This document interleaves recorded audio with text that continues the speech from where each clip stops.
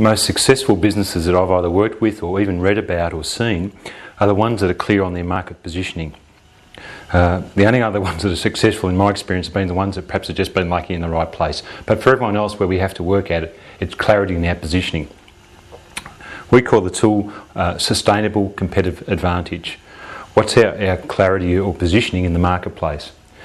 And here's a very quick tool to identify what is your competitive advantage in your marketplace.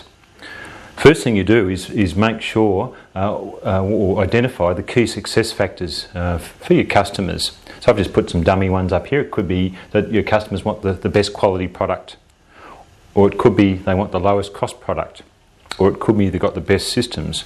In fact, I would normally, and you might do this with your team, come up with 10, even 20 factors. But the thing with your competitive advantage and positioning is you'll often find it can't be all of them. In fact, probably the most mediocre organisations try to be all things to all customers. They try to be the highest quality and the lowest cost, and all that leads to is a spiral of perhaps headaches, perhaps even insolvency. So you need to be clear on your positioning.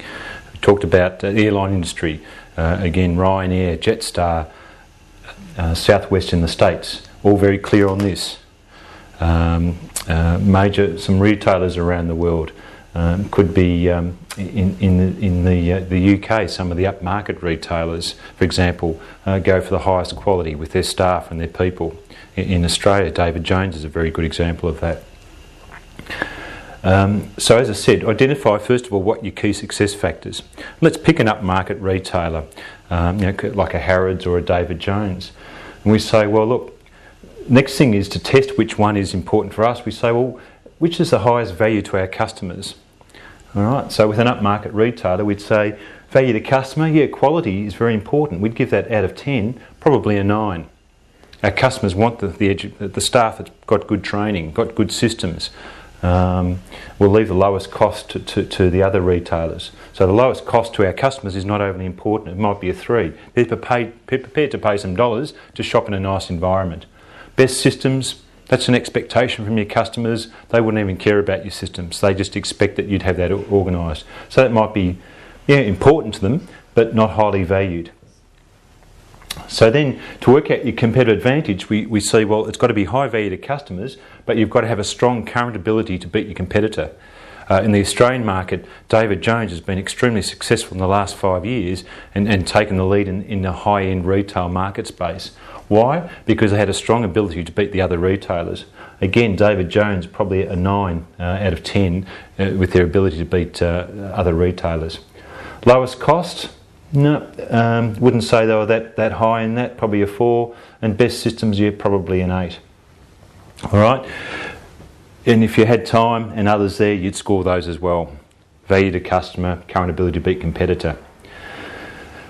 If we have a couple of scores at 9, in this case it's quite clear that quality is an outstanding factor and would be this business's competitive advantage. But if you had a couple of 9s over here, value to customer, you'd just delete the low scores and you used a third column just to test. So let's say I had another one.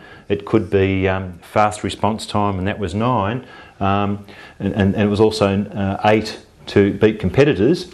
We might say, what's the impact on the organisation?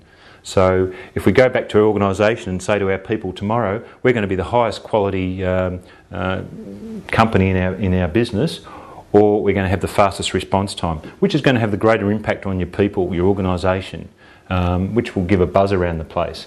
And you might say quality, people will go, hey, yeah, we can win on that one. That's a 9. Fast response time, no, that doesn't give us the same buzz. It's going to take a lot of work. It could take years, a 5.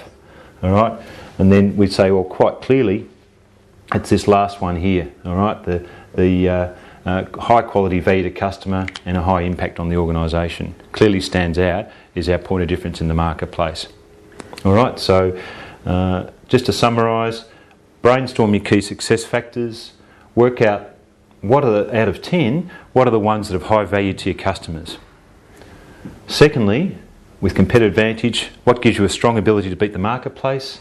Thirdly, if we get some high scores, 8s or 9s over here, then do a third test, which has the biggest impact on the organisation, and then we total it up and pick the highest one.